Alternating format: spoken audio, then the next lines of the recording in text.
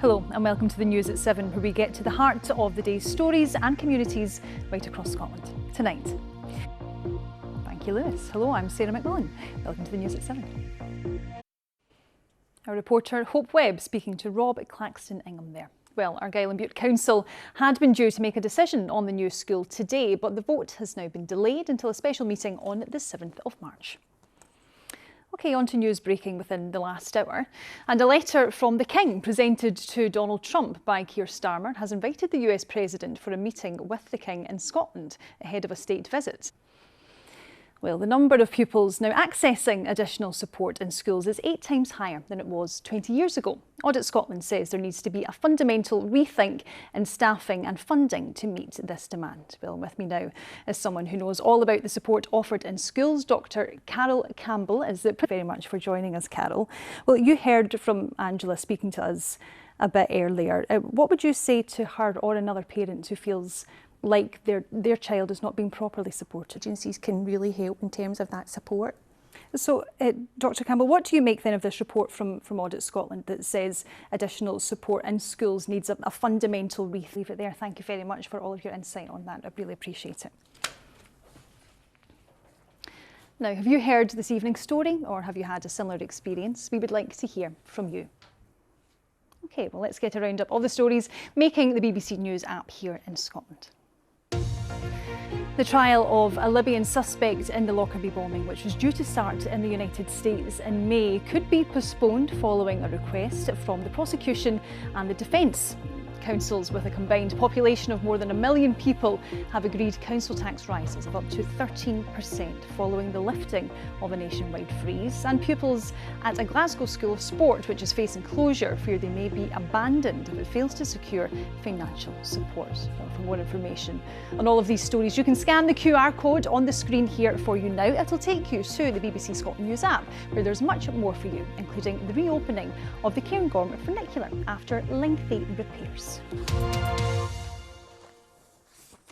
Now, Shinty's governing body has decided against introducing random drugs tests for players, despite announcing plans back in 2023, following advice from Sports Scotland. They now intend to pursue an educational message to discourage drug use. Well, earlier I spoke to Angus McInnes, president of Glasgow Mid Argyll Shinty Club, and asked him what he thought about this decision. There are young people and probably not so young people who like it. Well, the Camanachd Association has said that it is going to pursue that educational method. So, you know, mental health issues associated with probably drug taking. He comes along, he's there, really friendly person. Well, still to come tonight, we have the weather with Callum, and he'll have a special update for us on something quite unique, which could be in our skies tomorrow night. But for now, it's sport with Lewis Irons. Plenty to discuss after a busy night. Plenty to discuss, Lewis. Thank you very much for all of that. Well, for us, to some, he was one of the capital's most famous characters in Edinburgh's West End. And when Hugo the cat was knocked down by a car 2 years ago, it led to calls for a change in the law, requiring drivers to report when they collide with a cat. Now, the beloved feline is to be Edinburgh's newest statue. Well, I'm joined now. OK, well, for now, it's time to get the weather forecast. And Callum, you have something very special up your sleeve. Yes, I didn't think my last year in contract would take us to space. Sarah? Oh, but Callum, you're bringing us stars and spring on your last What more could you want there? You're pulling out all of the big stops, aren't you? Absolutely, and the bumblebee combination, because I'm about to buzz off.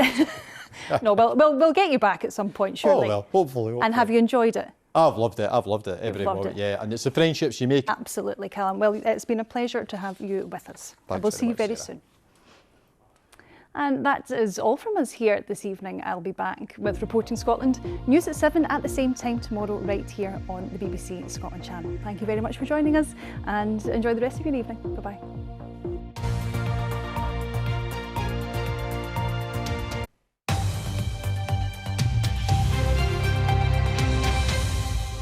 Hello there, good evening. A letter from the King presented to Donald Trump by Keir Starmer in Washington earlier this afternoon has invited the US President for a meeting with the King here in Scotland ahead of a state visit.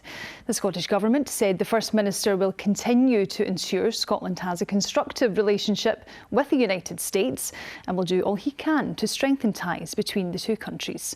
Our political correspondent Phil Sim now reports. Phil Sim with that report there.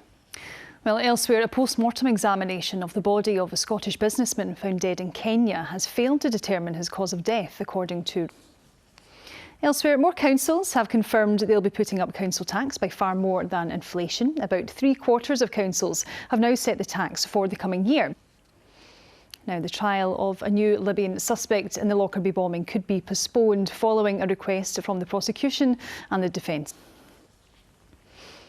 The Scottish Government has failed to plan effectively for a huge increase in the number of children who require additional support for learning in schools. That's according to the spending watchdog. Audit Scotland's review found 40% of pupils are now receiving extra support, almost all of them in mainstream schools. The Scottish Government says its budget includes an extra £29 million for additional support needs, as Louise Hosey now reports. And lastly this evening, residents on Mull say they feel ignored by Argyll and Bute Council's plans for a new £43 million school campus on the island. The local authority wants to develop a school to take in all children aged 2 to 18, but many believe early and primary education should remain local. OK, time for the weather now, so it's good evening, Callum. Good evening, Sarah. Well, Sarah. Thank you very much for that, Callum. Thanks. And that's all from us this evening. Good night.